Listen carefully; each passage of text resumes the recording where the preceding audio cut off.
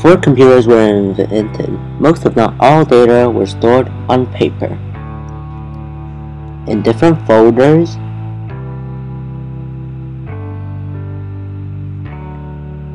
kept in drawers. As the years go on and the company increases in size, so does the data, and if not properly managed, the whole storage will soon explode. As technology advances, people realize that drawers isn't the most effective way to store data, and therefore found a way to transfer all this onto the computer, through database softwares. On database softwares, we usually create a blank table, with data inserted that will look like this. And behind is the database which we will use to explain things throughout the whole video. So what exactly is a database?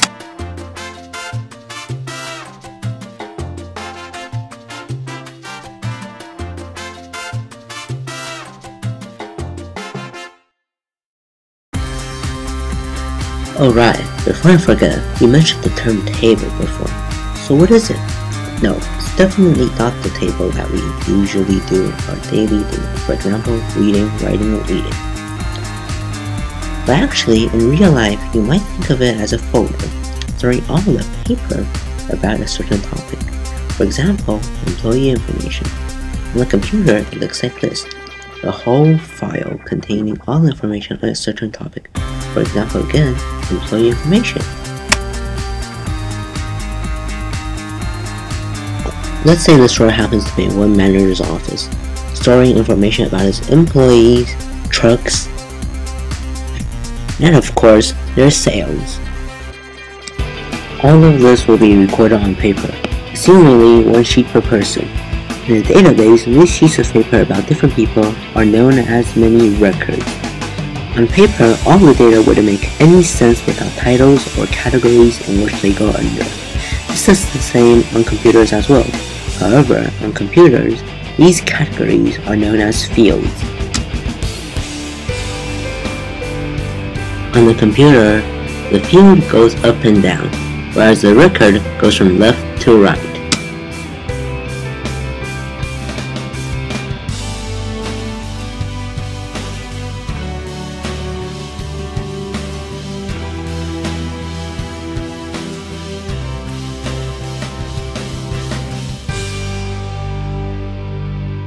There are various data types created to sort the different types of data. Some examples include Boolean, which is only yes or no, alphanumeric containing text, numbers, and symbols, numeric containing only numbers, autonumber in which the system automatically numbers off the records, currency for currency, date/time for date and time, and lookup, which gives a list of choices in which a person can choose their options from. From design view, on the column on the right, is where you can select the appropriate data type which you require for your database. Validation rules are used to decrease the chance of getting unwanted or unneeded data, and to increase the chance of collecting the data required. Some examples of validation rules include the length check, which checks how many characters there are, the range check, which checks the range of the numbers, for example, from 1 to 100, and past 100 or lower than 1 will accept the data, the presence check, which checks that the field is filled in, and the lookup rule, which checks that the data entered is within the list of options given.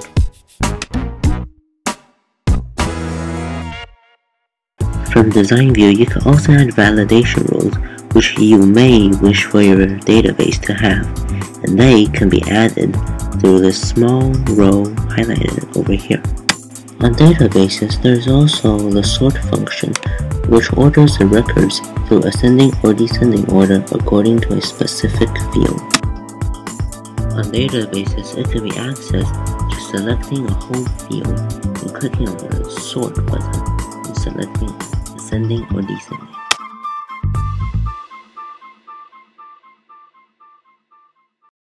Databases are a much powerful data storage tool than drawers. They can also view data in different ways, for example, using a form.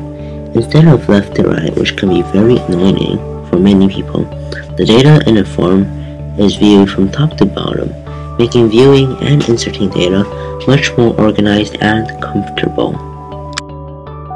There are also queries in which a person can use to search for information. For example, if the boss of the egg transportation company wants to change all trucks that are produced in 2004, he can make a search in the query for all cars with a production date from 2004 /**. Then he could create a report to show all of the data in a clear, organized form. A form can be created using a form wizard. This next section asks for which fields you would like to include in this form. The next asks for which field you would like to take as a priority in ordering. For our case, we didn't do it. Next, click on the next button. Name the form and click next again. Ta-da! You're done!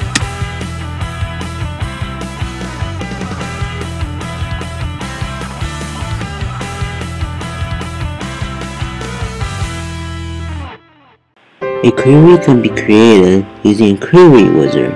This section asks you once again which fields you would like to include in your query. Next, rename the query and click next, and once again you're finished. But not quite just yet. You still have to enter what kind of items you would like to search for. We tried to do an ***/2004. However, as it turned out, it did not work. This was because the format of the date was different towards what we intended originally. Instead of day, month, year, the system ordered it in year, month, day. So therefore we had to reformulate our search, and we therefore changed it to 2004 ****.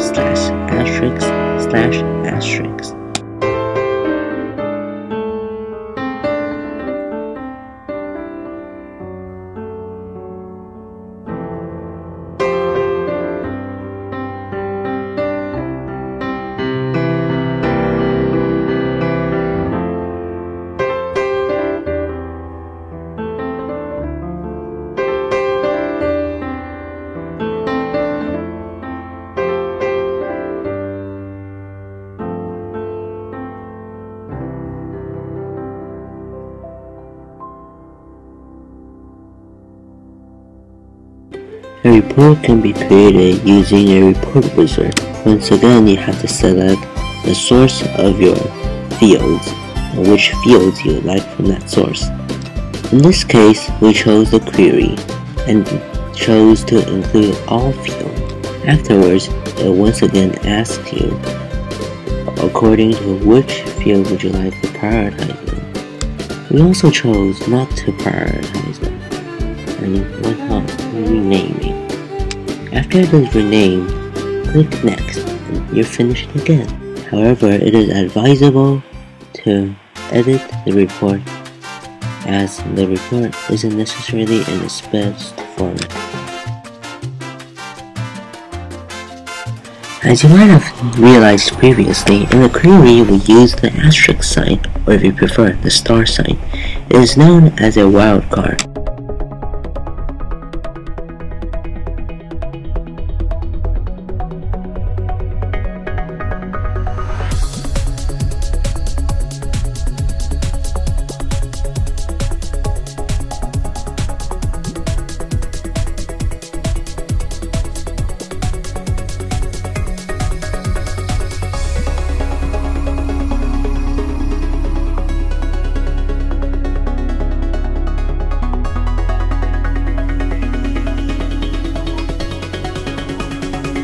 One of the hardest things about databases is to be able to build a relational database. A relational database is linking two separate tables together. Often, this requires a junction table, just like how we need it in our database for this company. Due to strange policies, its workers aren't assigned to a car. Instead, they can use whichever car they like, so long they register it on the database.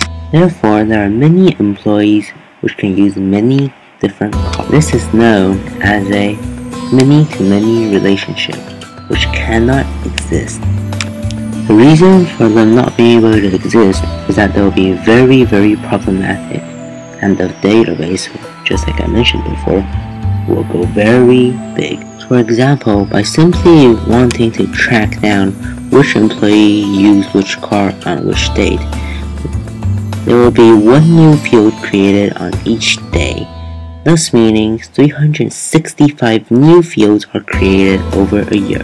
However, if this was on a junction table, then there would only be new records created instead of new fields. This forms a one-to-many and many-to-one relationship. The one-to-many is between the two employee IDs. There is only one record which the many created on different days refers to, thus making the tracking a lot easier. The same concept also applies to the two truck IDs, which are fields, just like the employee ID. Notice how the employee ID and the truck ID are both primary keys in another table.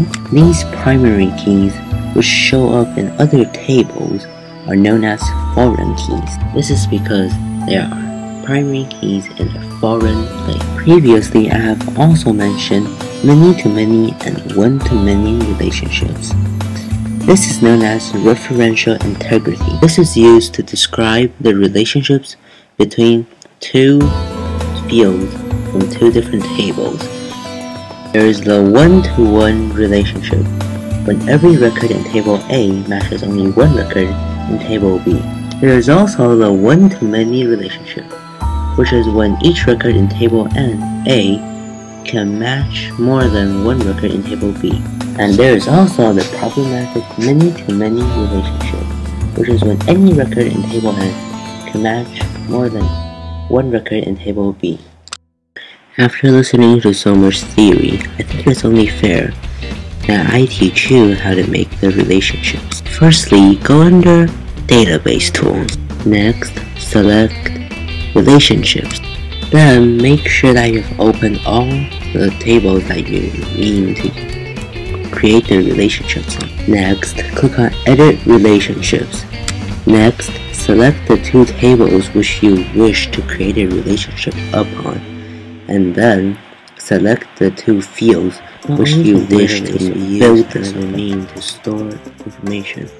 But it is also a way to create things such as invitations and work frame IDs, which are generally the same for everyone, except in which the detail change. In order to do this, we have a word processing software. Once you've got it open, go under Mailing.